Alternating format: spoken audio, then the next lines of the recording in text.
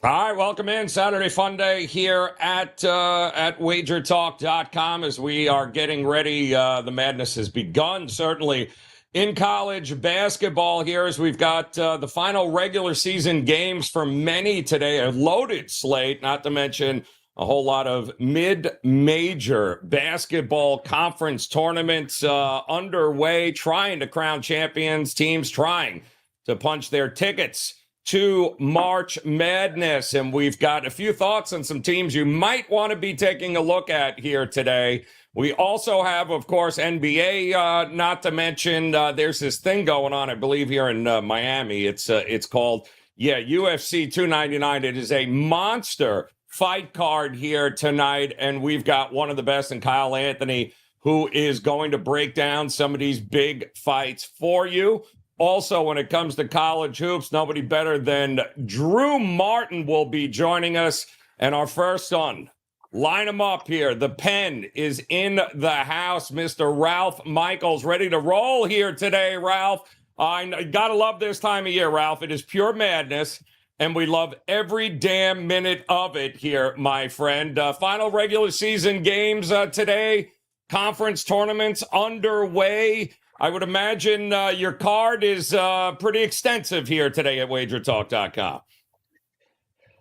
You know, Joe, I limited it to 3 plays today. So I have 3 college basketball plays in NBA and NHL. So I do like the card very much. Full disclosure, I was on an incredible run, and I had a shit-the-bed day yesterday, including a 5-star loser on the NHL. So when you're on a good run and you have one bad day, that's certainly the time to jump on board. And I'm excited about these couple games we're going to talk about.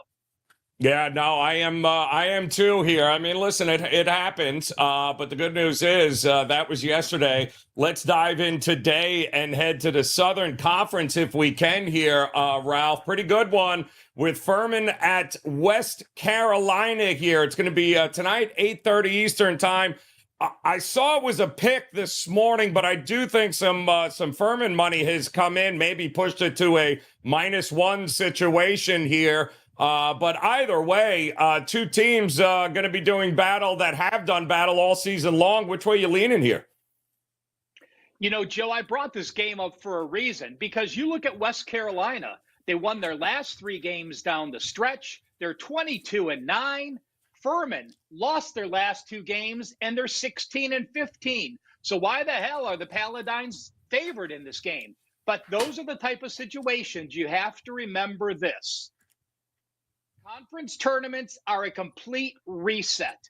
Neither of these teams are going to make the tournament unless they win their conference tournament. And let's remember, last year, Furman won their conference tournament. And what did they do in the first round? Oh, yeah, they beat Virginia. Well, they have 2 of those players back, including first-team All-SoCon in Pegas and second-team Foster. And when I look at a coach like Bob Ritchie, he got him to the finals 2 years ago, so he certainly knows how to coach this. You know, I had to go to the database, Joe, so I want to bring up something that you guys can pay attention to all next week. In conference tournament action, if one team won at least their last 2 games and their opponent lost their last 2 games, the team that actually won the last 2 games has only gone 41.6% against the spread.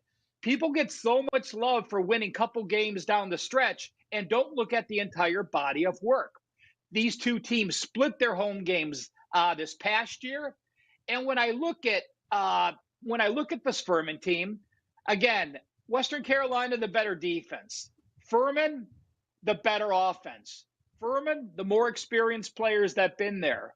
Crowd edge, I clearly give it to Furman. They're only 60 miles from Greenville, South Carolina to Asheville, North Carolina, a very short drive that I think a lot of people will be here. You also have to remember that Furman's record is because they lost a few people throughout the year. So those people are back. They're healthier now. Yes, they lost those last 2 games, but the experience that they have gets it done in this game. I do like them and that situation. 82 and 115, 41.6%. fading the team that's won back-to-back games into the tournament. By the way, that applies to Binghamton, West Carolina, Kansas City, and Portland, as well as St. Thomas today, and it applies to Norfolk State next Wednesday. It's good stuff there, Ralph. And I do want to mention those of you, big shout out to those of you joining us on this Saturday here, last call on Wager Talk TV. We do the show each and every Saturday, 11 a.m. Eastern time, because we certainly want to give you guys an opportunity. If you're on the fence about any of these games here today, and we're across multiple platforms, whether it be our YouTube channel, our Shorts channel, whether it be Instagram, whether it be Twitter, whether it be Facebook or X, whatever the hell you call it now. The reality is this is for you guys. So if you got questions about games, drop them in. Nobody better than Ralph when it comes to college basketball as well as the NBA. So if you have some games that you want to ask Ralph a question, he'll bust out the pen. It'll get all sorts of freaky, and he will get those questions answered for you here. And Ralph, I do have a question, but go ahead. Joe, I want to add one more conference system just for these guys to have for next week when all this conference action starts. And this is what I get asked a lot. So I'm going back to the old Bet On It days with Kelly when we were doing TNA. People ask me, what happens if a team has double revenge or they lost each of the last two meetings to the opponent they're playing? Well, when UFOs, there's none today, just so you know. That's why I didn't use this in the game. None apply today, but certainly it's going to apply to a ton of teams. If you lost each of the last two meetings against your opponent in the conference tournament and you're a favorite of three or more, those teams have gone 59.3% going back to 2010. But if you lost back-to-back games to your opponent, now you're a favorite of three or more, and you won your last game of the regular season, that goes up to 66%. And one more subset, if you lost back-to-back games, you won your last regular season matchup, and the total's a low total of 146 or less, those teams are 70% against the spread. So take a look at next week's conference tournaments and circle those teams that are a favorite after having lost to their opponent each of the last two meetings. All right, Ralph, we got a bunch of questions coming in. I see our friends over on Instagram have a question regarding High Point, whether or not we want to lay it with them. So we'll get to that. James White there, 2023. Hang tight. But I also want to remind people here, Ralph, and I want to get your thoughts. It's senior day here today around the country in many of these places. And sometimes people go, well, there's no way they're going to lose, right? The seniors are just going to, I mean, this is a big game. Some teams don't have nearly as much to play for. How do you do that exactly? How do you handicap this kind of day of the year, the senior day, the final home game for many before conference tournament starts? Do you give any weight to that when you're looking at these games? Joe, can you name the last time a senior played in college basketball? That is a fantastic point, Ralph. At least in the Big Ten, the SEC, and the ACC, there are no more seniors left. The smaller conferences do have some seniors. But I'll tell you this. More of a distraction than it is a positive. When you have Parents' Weekend, when you have homecoming in football, what are you doing? You're entertaining your family. You're entertaining your friends. You're out of your normal routine. And to me, it's something I look to fade. I don't have exact data on it because there's different days and it's not in the database as that. But clearly, in football for homecoming and senior day, to me, it's a negative check mark in that. But I'm not able to share actual records. Just what I've broken down and looked in some situations, it's clearly been under 50% in that role. Yeah, no, you just got to be careful with it, Ralph, when you're looking at it there. Don't be thinking just because it's the final last stand here, there's any value to it whatsoever. And there's a lot of spots on that across the board. Before we get to your NBA play, I want to head over to our YouTube Shorts feed, and there are some people confused about the line with Creighton and Villanova. This game's coming up at the top of the hour here, Ralph. A lot of people feeling that maybe Creighton is a little bit being undervalued. Actually, 2:30 Eastern time here today. That maybe the line is too short here. Nova getting 2. Again, senior night. Nova's got a couple upperclassmen on that team. Creighton coming into the number 10 team. It does feel a little light. And why? Because Villanova's clearly a bubble team. Creighton, the number 10 team in the country, doesn't have a lot to lose here if they lose this game, do they? Yeah, Creighton is going to be in. When you look at the Big East standings, obviously UConn playing as well as any team, 17-2 in the conference, Creighton 13-16, Villanova 10-9. But you look at Villanova at home. Yes, they lost at Seton Hall on the road. Yes, they lost to UConn on the road. Yes, they lost to Xavier on the road. But at home, their losses are to Connecticut by 1, to Marquette by 5, to St. John's by 10. But that St. John's game was back in January. And when I look at Creighton, and you look at their last 2 games were at home, which they won. So they're in a positive situation off Seton Hall and Marquette. But you look at their road games. They went to St. John's. They lost by 14. They went to Providence. They lost in overtime. They went to Seton Hall. They needed 3 overtimes to win. And they lost at UConn by 14. So I think home-road dichotomy in this, throw out the records. It's home-road dichotomy in the Big East. Remember, Creighton having to travel to Philadelphia for this final game. I actually do lean Villanova in this matchup. All right, leaning Nova in there. So, Fortnite, hope that helps you out there. And Ralph, we've got a couple more coming in. Obviously, a big college basketball day. Drew Martin also coming up here, guys. You'll have some questions for him. He's got a couple of best bets and maybe a little look-ahead future bet for you coming up in one of these tournaments here this weekend. So you're definitely going to want to hear that. And, of course, UFC 299 later today.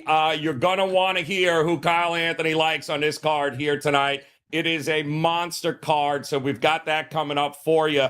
Talk to me, Ralph. Did you look High Point Lancers? Feels like a big number taking on Longwood here. Nice win by both these teams as they continue to cruise. I think this one is at noon, top of the hour, but it does feel like a pretty high number here, Ralph. It was 7.5. I am starting to see 7s showing up here. Are we trusting High Point to get it done here? Longwood beat Winthrop, and of course, High Point took care of business against Radford yesterday.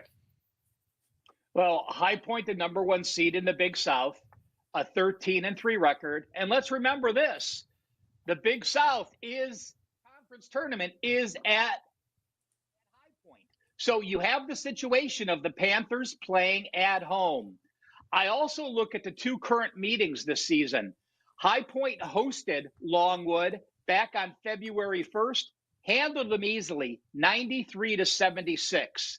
And then the final regular season game, which didn't mean anything to High Point, they went to as a 2-point favorite to Longwood and actually lost that game 74-72. So they have quick revenge. When I look at that Longwood and High Point game, both teams got to the free throw line. It combined 51 times in that game. High Point 20-27, Longwood 18-24. That was on the road. High Point shot well on the road at 3-pointers. They had a very poor shooting night from 2-point land. But being at home, having that quick revenge, having lost a road game that meant nothing to them, I actually make this line 9. So I don't think the line is too big at all.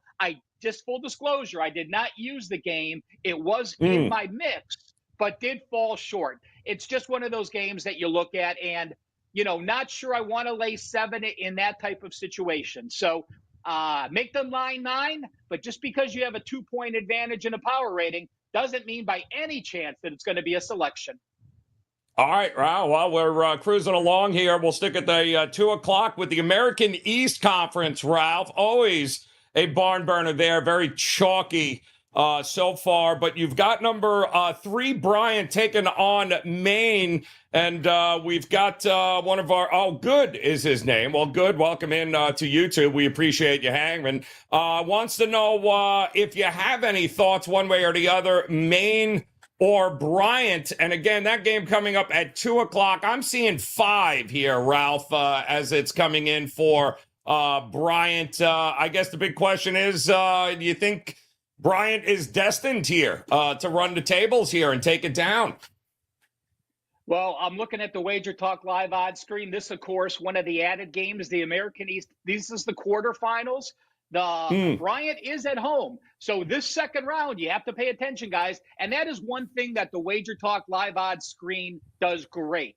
It lists the quarterfinals, it lists the home teams, and you can go back and look at what happened the previous days on the archives. You know, this game is a situation where Bryant,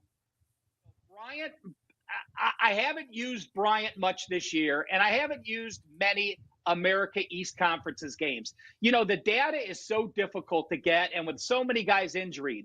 Maine finished the season with back-to-back wins, but the road win was at Albany in overtime. Not too thrilled about that. They played UMass Lowell. They played a good game winning in the last game. I look at Bryant, and Bryant is a team, one of the fastest-paced teams in the country. So I have Bryant that has fresh legs. Obviously, their last game last Tuesday, a win against Albany. You look at their last couple games. They scored 101 against NJIT. They scored 83 against Albany. They're going to press the pace. When a team is the number 3 tempo as far as KenPom's concerned, and Maine is the number 280 team, to me, it's who's going to be able to control the tempo. Well, Maine's offense is horrific.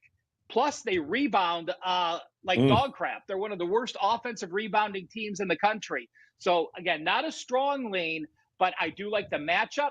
I do like the tempo. I do like the extended rest for the higher-paced team at home versus a very poor offensive team. So, to me, Bryant would be my lean in the game. They just played back middle of February, too, 77-72. 6 points is what it looks like Bryant was laying in that one. They won by 5 here, Ralph. They've kind of split so far this year as they're getting ready to meet in this conference tournament here. And like you said, though, home court certainly matters in some of these smaller conferences. So keep that in mind, guys, when you're looking at the card across the board here today. All right, Ralph, I know you've got a game here. And again, thank you guys joining us there, both YouTube Shorts, Instagram, X, as well as Facebook. We appreciate you guys. Drop your questions about today's games. We've got plenty more coming up for you, some more best bets, including some NBA action, Ralph, because you got a game you're taking a look at coming up a little bit later. And I believe it's going to involve 2 teams that, pardon why I throw up in my mouth a little bit, but the Brooklyn Nets taking on the Charlotte Hornets. Imagine being Charlotte last night and losing to a team that was on an 0-16 streak, Ralph, who also went 6 of 40 from three-point range, and you still lost by double digits. But now they got to take on the Brooklyn Nets, who is there anybody left healthy on this team, Ralph? How are you looking at this game tonight?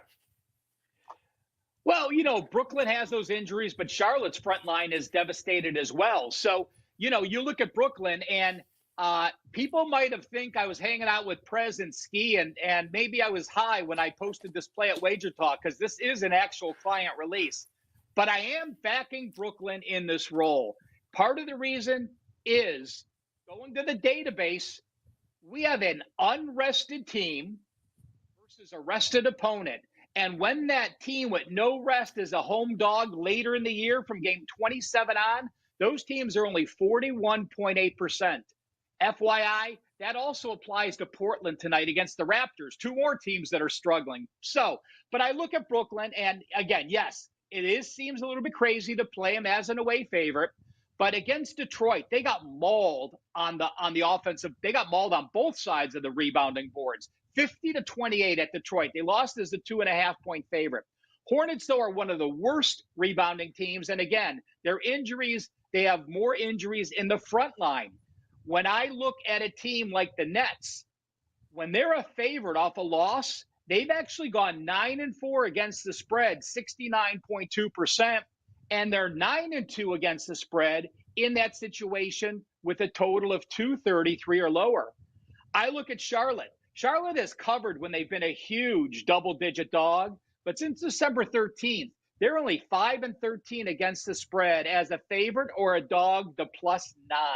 So Brooklyn's, yes, they played ugly, but you take a look at Brooklyn over the past couple weeks. I mean, they do have wins and covers against Memphis, Indiana, Atlanta, Utah, Portland, and they covered at Philadelphia and at Toronto. Excuse me, like an idiot, I just read you what Charlotte's teams were. So I apologize. The Brooklyn Nets have covered at Memphis, against Atlanta twice, back-to-back games, and against Philadelphia.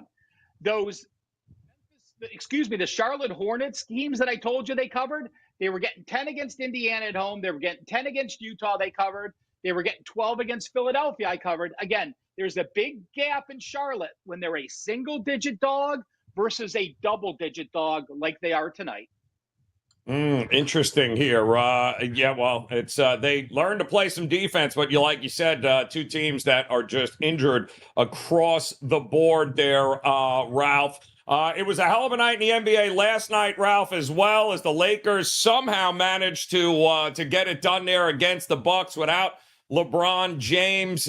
We also saw the Miami Heat in a second of a back-to-back, stayed within the number against OKC. They didn't win, but they were getting 8.5, Ralph, and that was enough to cash a ticket here. There seems to be a lot of love in the chat room for the Dallas Mavericks here tonight, who are laying 7.5 on the road against the Detroit Pistons. And call me crazy. I mean, Detroit been a pretty decent covering team over the last month of the season here, Ralph. Do we trust? Are we at the point? It was a nice win against Miami the other night, but do we trust Dallas to go on a road and be laying this kind of number? Well, first I'm looking at the Pistons real quick. I'm going to the database. I'm looking what the Pistons did off a straight-up win. Again, those wins are rare. They are only 2-7 straight up, but they're 5-4 against the spread. So it doesn't show us much there. When I do look at what Dallas has, I'm seeing if there's any trends on this game. There is one trend in my database, so I'll share that with you as I'm talking, because I really don't have an opinion on the game. So instead of me giving you some opinion that I'm just making up on the fly, I will read the system, which does favor the Mavericks to the tune of 63% with over 180 games of sample size. So since 2016, if a team is an away favorite, this is the first game of a road trip. So their previous couple games were at home. They have 1 day rest. Their opponent has 1 day rest. So the rest is equal. And they're away favorite of -3.5 or more. Again, that fits the Dallas Mavericks in that role of 63% against the spread. So do I trust the Dallas Mavericks? I'm indifferent in that. You look at their road games, they are 18-11 ATS on the road. You look at their recent games as a favorite. They did go to Toronto. They won by 11. They did go to Cleveland. They covered. That was as a small dog. They went to New York as a 6-point favorite. They won and covered. They went to Brooklyn as a 3.5-point favorite. They won and covered.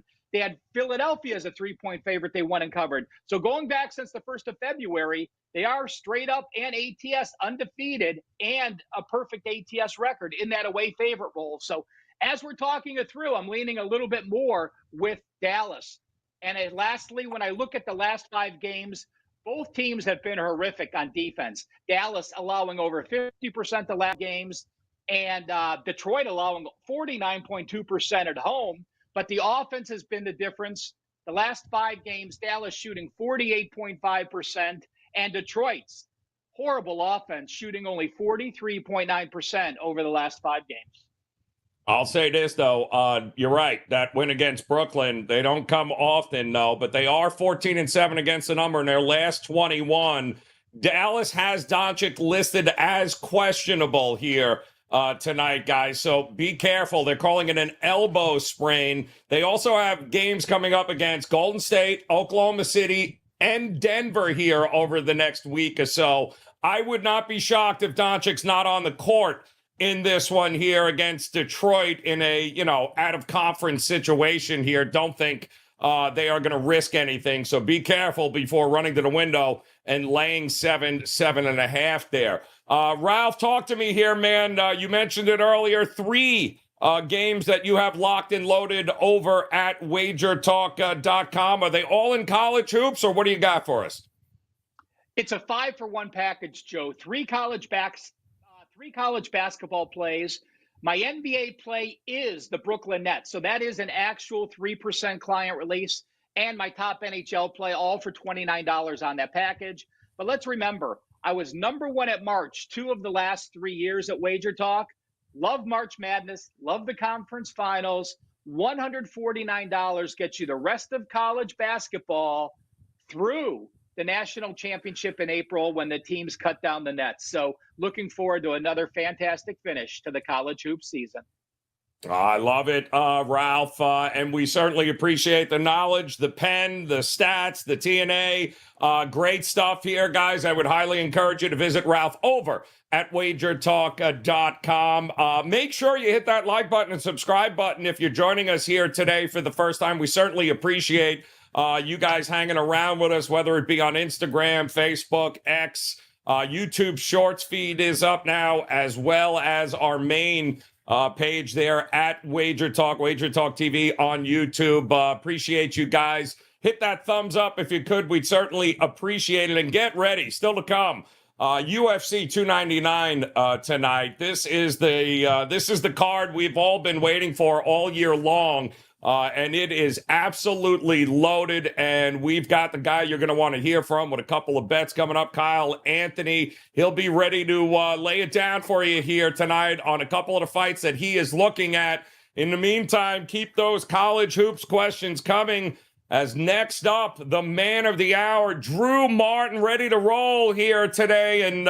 in what is the beginning of madness. Drew, we're not really in full madness. We're like half a brownie in right now, where things are just starting to get a little bit crazy, a little bit hazy. But it is absolutely a great time of year here, my man. I know you've been crushing it here as well. You're on a great run. And what do you got up tonight in WagerTalk.com? Is it college hoops for us? Yeah, sure, Joe. I do have a college hoops play up. It's the Saturday big bet, and it has been a nice run over the last 2 weeks. So did take a 0.5 point loss on a 5% max limit 2 nights ago, which a lot of the clients won, but, widely available number took the loss, but still up over 20% profit the last 2 weeks. And hey, you bring up the month of March and getting into March Madness. I'll tell you, it is the month of March, Joe, and that's madness to me. Spring training going on, so baseball right around the corner. You're right. It is a great time to be a sports bettor. And then the cherry on top, especially for us down here in South Florida, we got the UFC 299 in Miami, which should be fun. Can't wait to hear Kyle Anthony's picks on that as well. But college basketball, full force, and a great time to be betting this sport, Joe, because a lot of games going off today. Amen. All right, so I see that we got some questions on Instagram. That guy, Dragon, wants to know about Bama, Arkansas. We'll cover that game coming up. We'll have some thoughts on that for you. And again, those of you joining us live, last call each and every Saturday, 11 a.m. Eastern time, is all about you guys getting the opportunity to drop some questions in. Any last minute on the fence games that you're looking at, you got any of those questions, drop them in, and we'll get to as many as we can, Drew, as you are going to start off with, of course, a game that a lot of people are going to be interested in later today, and that is the battle in North Carolina between Duke and the Tar Heels here. North Carolina got them the first go-around here. Will they get it done at Cameron Indoor here against Duke today, or is North Carolina got Duke's number? What are you thinking? Yeah, can't wait for this one, Joe. Tobacco Road, 6:30 Eastern, 3:30 Pacific on ESPN. Two teams, number 1 and number 2 in the ACC, Joe, as it stands right now. And we got UNC winning 5 straight, Duke 8 of their last 9. Both straight up and against the spread. And both teams similar profiles record-wise, 16-2 at home, 8-4 on the road. Thought that was interesting. And come this time of year, guys, going into the tournament, I look to be betting on teams that are good both on the offensive and defensive sides of the court. And sure enough, both Duke and UNC, top 25 in terms of efficiency, offensive and defense. I just think it comes down to the charity stripe here, Joe. And UNC is the better free throw shooting team. Asking Duke to lay this number, you brought up the first matchup. UNC won as the dog. They won by 9 points. I see him winning again, so I like him on the money line, and I like him plus the points. Give me the Tar Heels.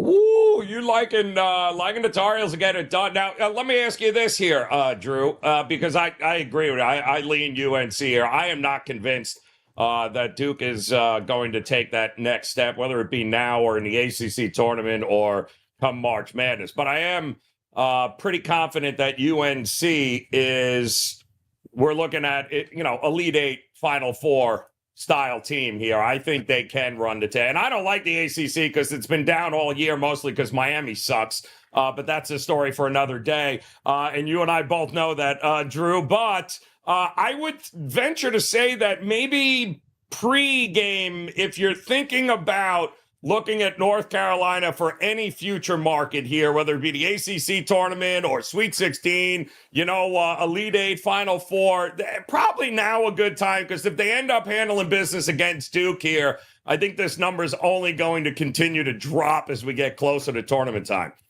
Sure. And I mean, it's kind of a great plug for the show, Joe, because, a lot of times if you're betting futures, when these games start going off, which in 20 minutes right now, a lot of the sports books will take down the futures market just because of what you're talking about. If UNC goes out and wins this game on the road in Durham, that's going to go a long way for people looking to bet them in, national championship, ACC tournament kind of futures, which are both kind of correlated. You want to be betting on good teams playing good basketball this time of the year.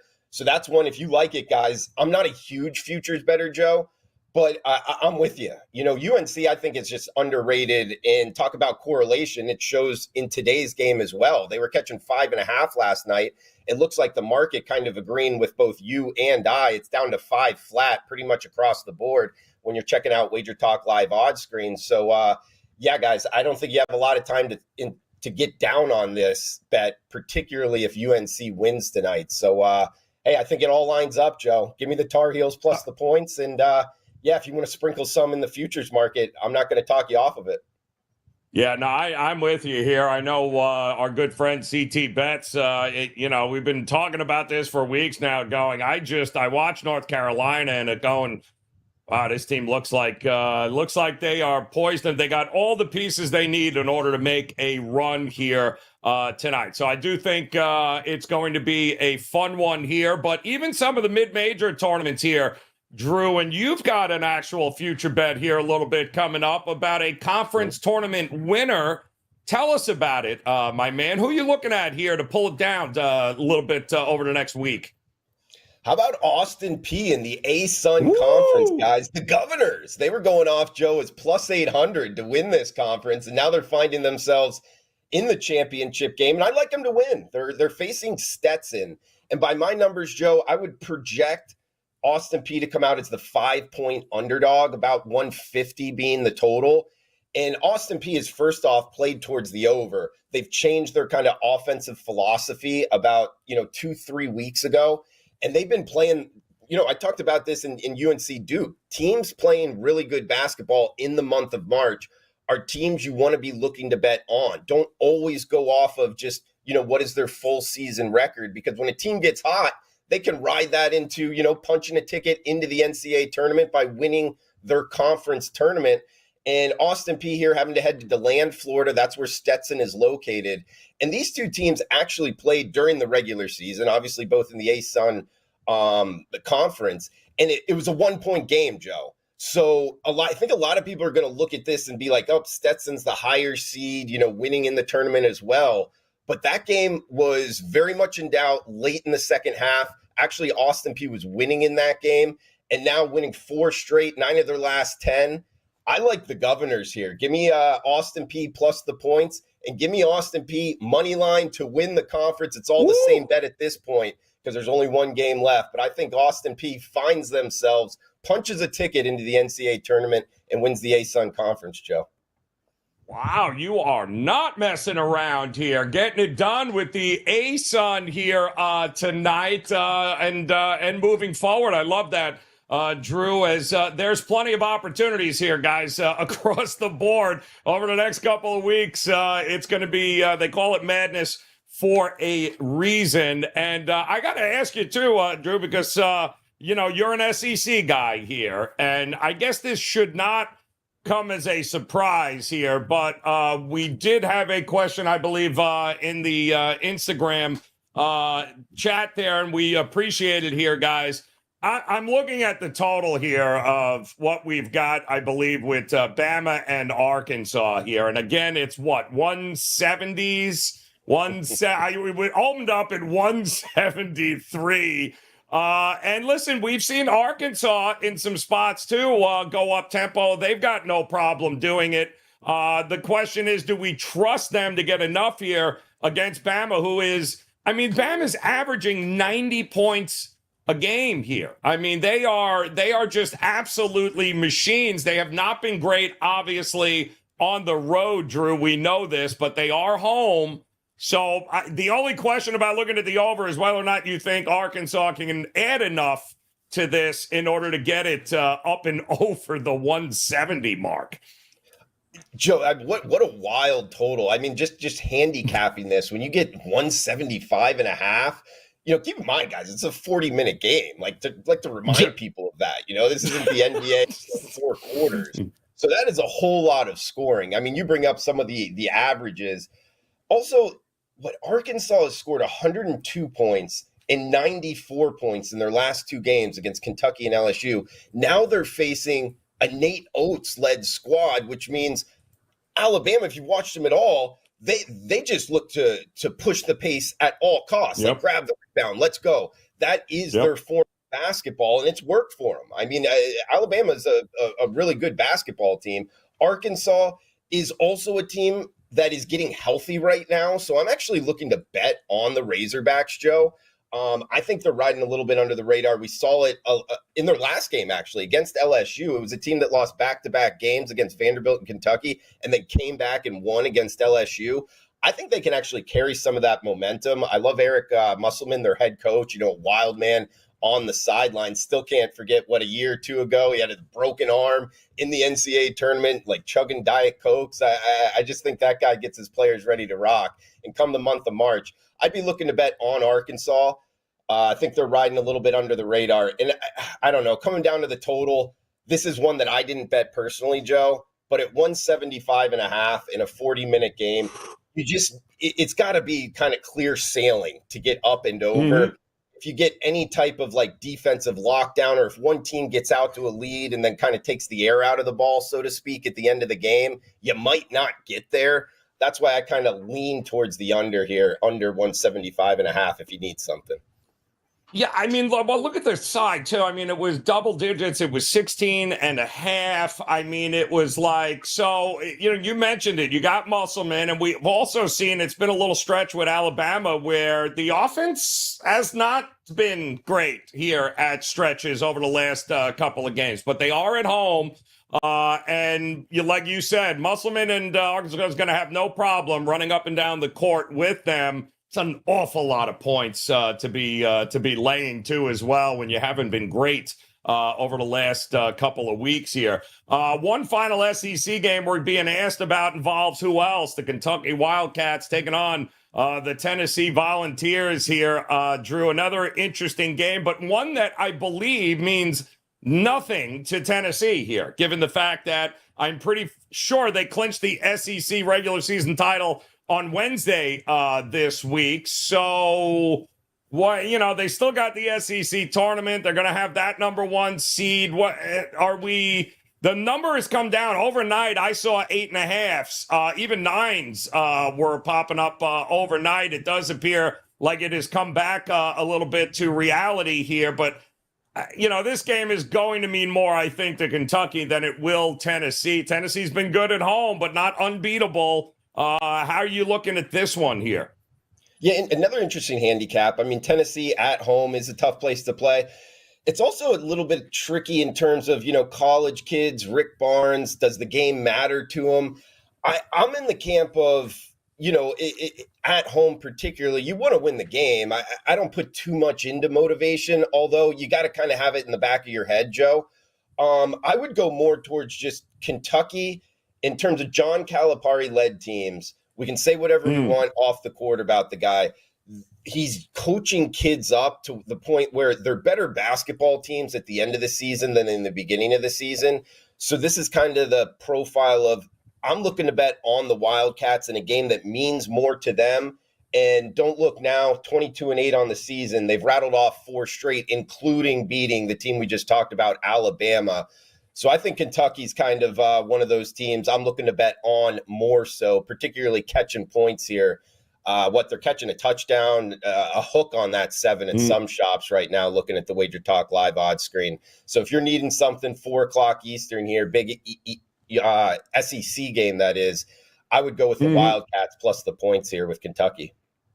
Yeah, no, I'm with you. I'm taking the points. Again, push come to shove, this is not do or die for Tennessee in any way, shape, or form, having already wrapped it up and ready to go there. We got so many games coming up here today. I'm seeing a question about Florida too. And did you see? I mean, there's the problem with the SEC, Drew, is that we've got a couple of teams that I don't think anybody saw being as good as they are. South Carolina is one of them. And, I thought Florida would be decent, but certainly not what we have gotten from both of those teams this season here. And I know there's a lot of people that believe, listen, Florida's already done enough to lock themselves up and invite to the dance here. And they are a dangerous team. Talk about a team that can drop 100 points on you and maybe even play a little bit of defense here. Both are in action here today. South Carolina came back to reality a little bit, but I didn't see either of these two teams being as good as they have been this year. Did you?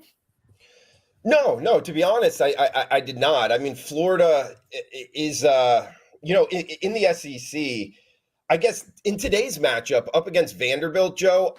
Yep. Vanderbilt's also kind of a tough one to handicap because in the SEC, a lot of people like to hate on the conference, and I get it. There's a lot of cockiness in the fan bases, so to speak. But even Jerry Stackhouse team in the Commodores, the record is not very good, 8-22. But when you play against a large, SEC contingent here of your conference scheduling, I mean, they have been able to knock off Texas A&M, Arkansas as well. So could they catch a team off guard here in the final regular season game in Florida?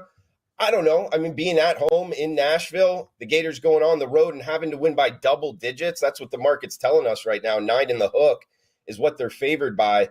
I'd kind of pump the brakes on just laying, points out there, particularly on the road this year in college basketball, Joe. Yeah, I mean, Florida is guaranteed, I believe, at least the 6th seed in next week's SEC conference tournament. It does have a chance of kind of improving that and moving up a little bit here. But they got to take care of business against Vanderbilt. But, winning and then, of course, winning by margin is a totally different ball game, asking them to win by double digits. And like you said, I mean, what's Vandy doing? This could be, a chance to take down Florida at home here at the end of the regular season. They 6-2 since February, this Florida team. Only a 1-point loss to Texas A&M, but I couldn't have been more impressed with the thorough beatdown against Bama last week. I thought it was pretty impressive at 105-87. So 12-5 in the conference. They have been lights out. So is South Carolina. I mean, there is a ton going on here today in college hoops, guys. And Drew, before we get you out of here, talk to me once again and remind folks, not just today, but moving forward, the opportunity to partner up, obviously, throughout March Madness. We've got that available over at WagerTalk.com. And remind the folks what you've got locked, loaded, and ready to go here today. Yeah, Joe, it's been a great run. Up over 20% the last 2 weeks. Got a Saturday best bet locked and loaded there at WagerTalk.com. Got one circled here on the Sunday slate. As soon as the odds come out, I'll be out with that. And got a couple teams MLB season win total wise about to fire away on this week. So, guys, a great way to do it is March to March special. That's something you can take, $1,000 off. Also, I heard Ralph talking about it. March Madness Bonanza, under $23 a week. Get it through the national championship. So if you're interested in college basketball, that's one to go. But yeah, Joe, full force here. College basketball for March Madness. And opening day right around the corner. So can't wait for the bases as well. Always good to be on with you, Joe. Thanks for having me, buddy.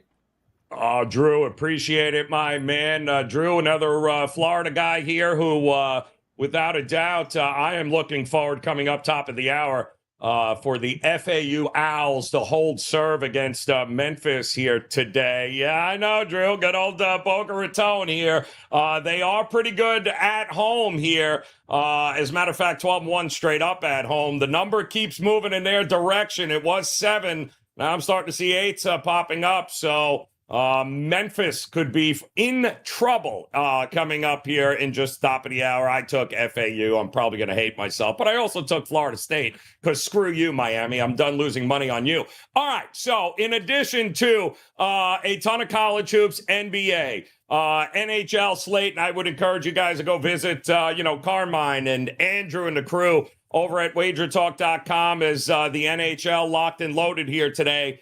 But can we get some love for maybe the biggest card we have seen in a long time at the UFC tonight down the road here in South Florida, UFC 299, and nobody, and I mean nobody better to talk about some of these upcoming bouts than our good friend Kyle Anthony in the house, ready to roll here tonight. It's been a while since we've had this kind of excitement on a big card. It feels like almost forever, but this card is stacked, man.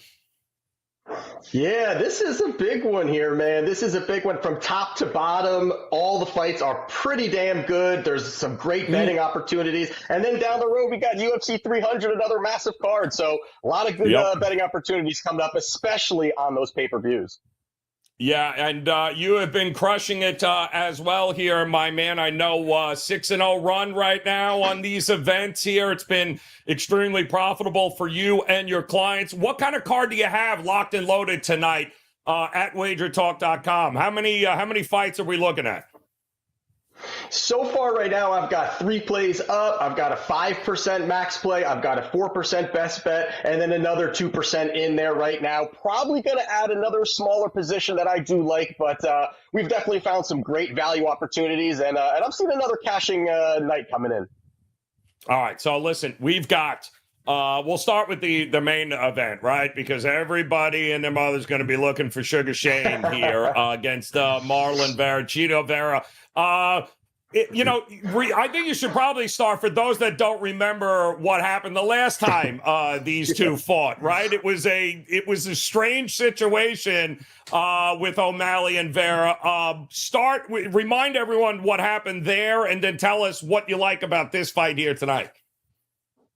Yeah, so we got Sean O'Malley here. He's a big favorite here. And back in 2020, they fought the first time. It was short-lived. It was one of those leg kicks from Marlon. He lands it. It ends up shutting down a nerve of some sort for O'Malley. He goes down. TKO victory. We're redoing this now in a title fight, even though O'Malley looks at that fight as not a loss. An injury, which normally when you're getting leg kicked, that's not really an injury, but that's a whole nother conversation. But either way, he lost that first one, and now they're coming back here, and he's a big favorite after losing their last fight, which is very interesting. But I agree with it. I mean, the one thing you got to look at is if this is going to be a striking bout, absolutely going to be a striking bout, and O'Malley has way better striking overall, in my opinion. He's crisper, great footwork, great counters, great accuracy. His timing is there, and that's what really kind of maximizes a lot of his power is by kind of just timing these shots. Perfection against Aljamain Sterling, a fantastic shot there too, getting the belt in that fashion. And the issue that I have with Marlon, which I think is why this line is so wide, is he's low volume. He's just been a very, very low volume output kind of guy, and that's been his issue. A lot of times you'll see he'll take off the first round, and he will do that at an extremely high clip. He will take the round off. He will just kind of, I think it's more kind of downloading information for him, and then even kind of into the second, and then he starts to kind of see if he can chip away and kind of find opportunities there. And that is really how O'Malley can really start to get away, kind of start to pull away on the scorecards, start to pull away on the strikes landed. And, we've seen even Vera. There's been spots where he's down, especially taking off rounds, but he's been down in a round and he has a big moment, and that kind of either banks him the round by dropping the guy after losing most of the round or being down multiple rounds and finding a knockout. So he does have that ability to go out there, land a big shot, get that finish, and that's actually possible. It's on the table, but I think the issue also is the footwork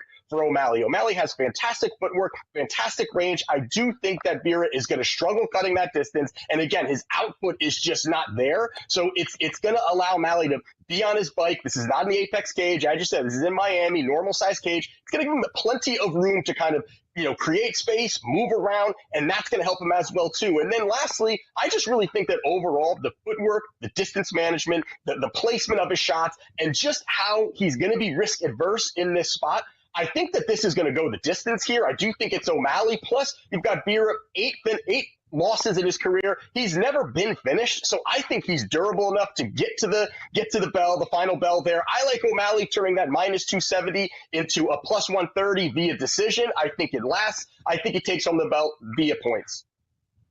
All right. Well, see, there we go. It's O'Malley. Now, let me ask you a question here, because a lot of people have been going back and forth as far as, O'Malley better finish him early, because if the fight goes longer, maybe it favors Vera. I mean, I don't know. He did a pretty good job against, Peter Yan, and went the distance and was able to win the scorecard.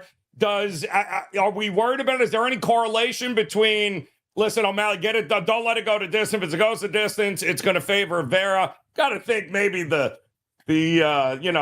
judges might just be favoring O'Malley regardless of what happens here, correct? Yeah, I mean, I have to think that this is more of a spot where, I think that why some people kind of look at this, if this goes further, that it could be Vera. And I think it's more just because Vera's going to be chopping at legs. And we know that there are opportunities there. Obviously, that's how he won his last fight. There are opportunities there for O'Malley to get smashed in the legs. He's got these very skinny legs. And I think that's where Vera's going to chop away. And it's not going to really pay off probably early like the last time he did it. But I think he can kind of chip away and find opportunities. But again, I think O'Malley is going to be playing the range game, is going to be playing the distance management game, is going to be working on the outside. I think that, again, Vera is going to take that first round and a half off and be behind. And I really do think that O'Malley is going to be circling the hell out of the cage on his bike, round and round, and just slapping at legs, throwing his great combinations, utilizing his reach. And I think it does get to the scorecards. But I do understand why people think that. But I just think that O'Malley is going to be very risk adverse here and just try to look to outpoint him over the 5 rounds. All right. Well, it's the fight that a lot of people are certainly looking forward to here across the board, and it should be a good one. You got to love it. I mean, O'Malley is, I would imagine, the future of this class here, weight class, and it would seem like Dana White and company would certainly love him to come out on top here tonight. And if he does, what does that division look like moving forward? I mean, it looks like right now Merab Dvalishvili is going to get the opportunity here. He is now right now the guy that's taking the place, the replacement guy, just in case anybody falls out, which it doesn't appear that way. But I honestly do think that O'Malley and Vera, either one would lose to Merab. I really like. Ooh. I think Merab's style is a massive problem. His relentless takedowns. It's not going to be the sexiest win. The way that he goes out there and mauls guys and keeps top position and sometimes doesn't get those finishes. But I think it's a terrible matchup for those guys. So I think whatever happens here, Merab probably gets the shot, and I actually think that Merab becomes a champion regardless who wins tonight. All right, well, then enjoy whoever wins tonight, because it's going to be short-lived there, according to Kyle. And don't forget, those of you joining us live here today on Last Call, we certainly appreciate it. UFC 299 tonight, loaded card. This is the guy that if you have any questions on these fights coming up tonight, drop them in the chat. We'll get to as many as we can here. All right, we talked about O'Malley. Now let's talk about, and it's funny because O'Malley, the knock on him always was, who the hell has he fought? He hasn't fought anybody. Well, yeah, you ain't saying that about Poirier tonight. Absolutely not. There isn't anybody he hasn't. In fact, I think he has spent, the last 7 years fighting all the top 10 contenders. This guy has shaken nobody, but he's at that 35-year-old age, and we all know, Father Time is undefeated here, man. Does he have enough in the tank to get this fight done? This is absolutely an interesting one, and I think one of the most interesting things about it is the line movement. It's interesting that Poirier opened up around a minus 175 at most books. Now he's plus 170, plus 175, some plus 180. Money has absolutely poured in on Saint Denis, and I agree with some of it a little bit there. I do think he could possibly look to be the favorite, but it's a big recency bias kind of storyline here where, as your point, Dustin has faced literally everybody over a mass amount of years and had the interim title, and we just saw him get knocked out by Justin Gaethje. Not the greatest look for him, and then we just watched Saint Denis go out there and knock out Matt Frevola in the first round in brutal fashion. So that I really believe has pushed this. This is a huge step up for Saint Denis. Absolutely. No offense to Matt Frevola. Guy's a great guy, but this is just a big step up for him overall. And I do think also that there is paths to victory for both, which is why I think this line is wide. Saint Denis can move forward. He's going to look to bull rush. I mean, his nickname is the God of War. He's going to push forward. He's going to look to get takedowns. He definitely has a good ground game. And we've seen Poirier, he's been susceptible to being taken down, being controlled, being choked out. But also, if you look at it, it's been some top guys. I mean, to your point, Joe, it's Khabib has choked him out.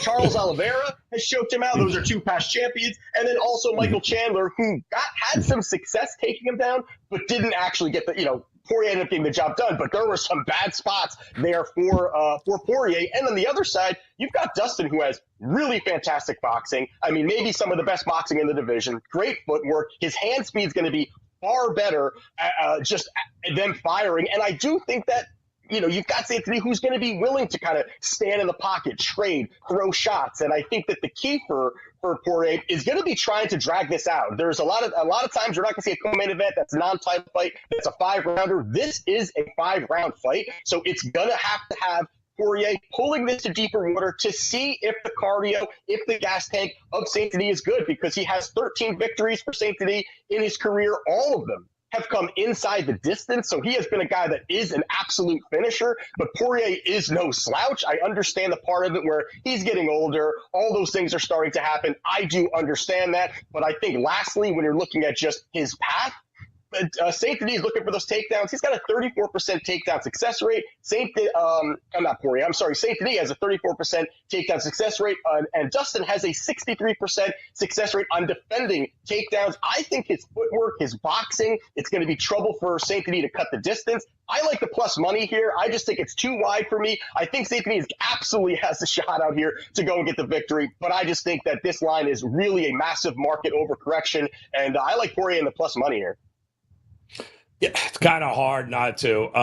Saint Denis, not like you said, it's no offense, but come on. Let's be realistic. 35-30. It's ironically enough, though, Saint Denis, the only time I think he's ever seen the scorecards was his first fight, his UFC debut. But other than that, it's always been the fight's over. So do you expect this thing to go the distance? Or are we talking fireworks and maybe under in rounds is not a bad look either?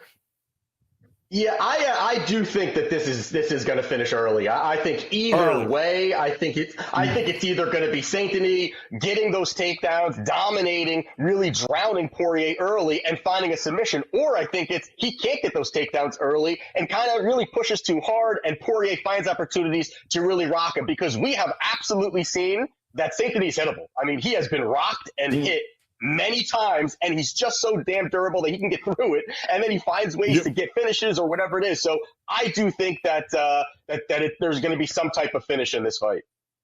All right, so we got a couple of questions in on some of the fights here we'll get to, but I want to ask you a question here of forget about the fight. who talks more smack, Kevin Holland or Michael Payne? I mean, how much talking is going to happen in this fight? I mean, how much trash talking? This might be the most I don't even care who wins. I just think this is going to be the most entertaining fight. Watching these two guys bark at each other should be very entertaining.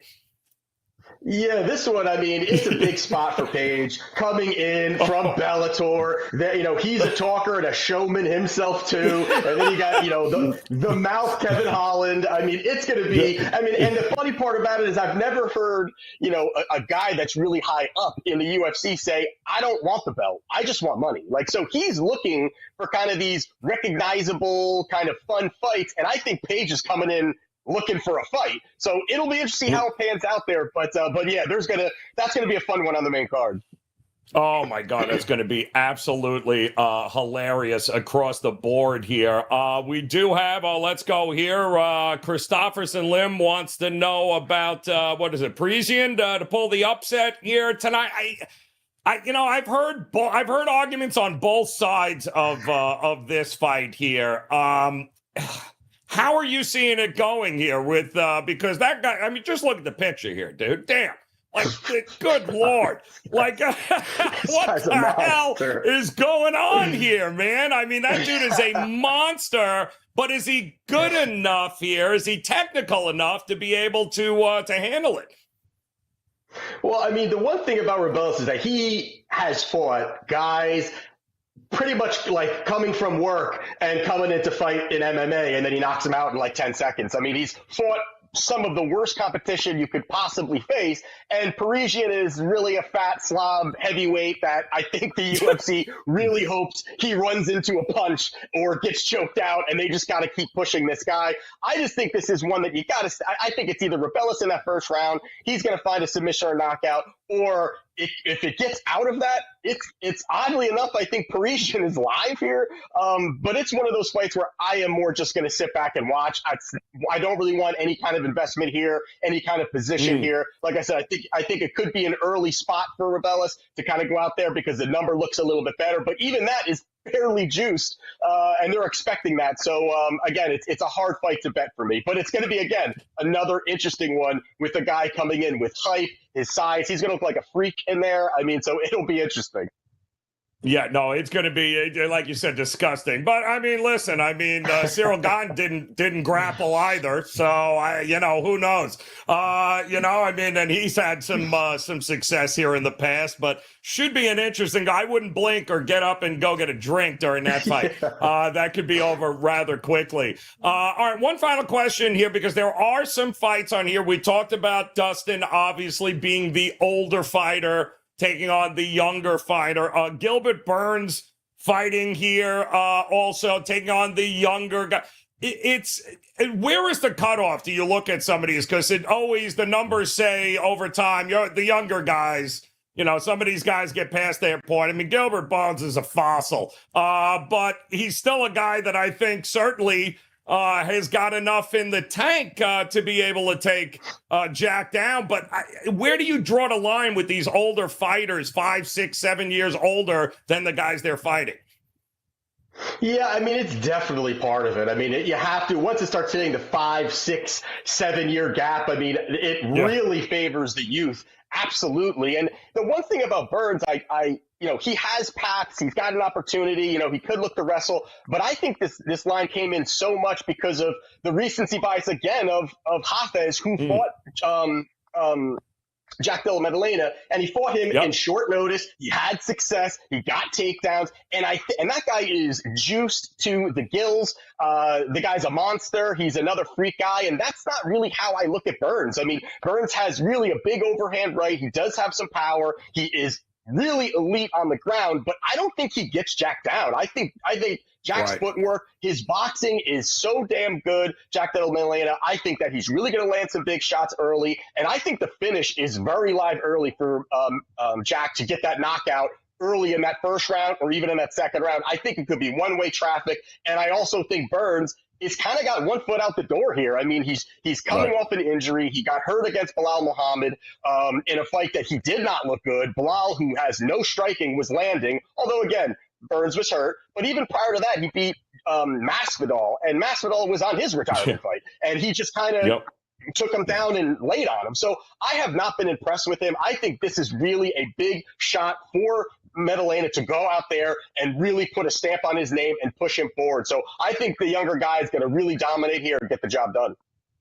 Yeah, it's just don't let Burns take you to the ground. You'll be fine there. Right. Kyle Anthony, 299 UFC, ready to roll here again. Remind the folks what you got rolling at WagerTalk. Your bets are locked, they're loaded. Folks can head on over there right now. We also have a couple of promo codes folks can utilize in order to be able to make sure they can get tonight's package or a full month's package at a discount here. So tell them about it.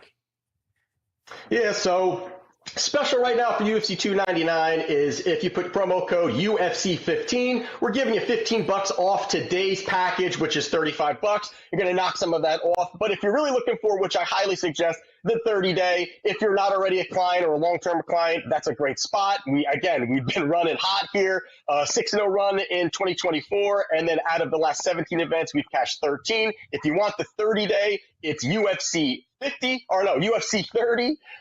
is going to give you 50% off my 30-day package. So head on over there and let's get that money. Let's get 7-0. I'm feeling 7-0 tonight.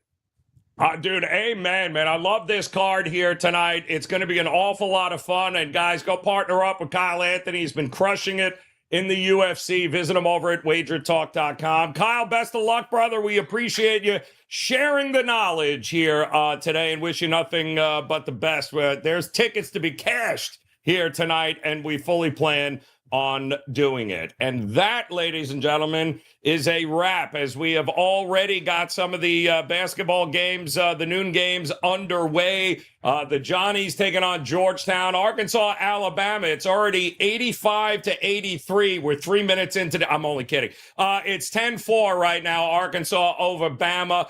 Florida, FAU, and Memphis is underway at FAU there. So plenty of opportunities here across the board. Make sure you visit Ralph Michaels, Drew Martin, as well as Kyle Anthony here, and let's cash some tickets. Do us a favor, if you could, those joining us live, hit that thumbs up for us. If you could hit that like button on YouTube, we'd appreciate it. If you're new, hit that subscribe button. Don't forget, every Saturday, 11 a.m., previewing all of the upcoming slated games here on the weekend. We have got you covered on Wager Talk TV. Certainly do appreciate the time. Shout out to those on Instagram, Facebook, X, as well as our faithful there on YouTube and YouTube Shorts. You guys rock. Listen, cash those damn tickets here today and make sure you come back and see us again soon. We will, in fact, be back again on Monday and 11 a.m. bright and early here, guys, with Puck Time. So make sure you come back and join us. Until then, cash those tickets. We'll see you again next week.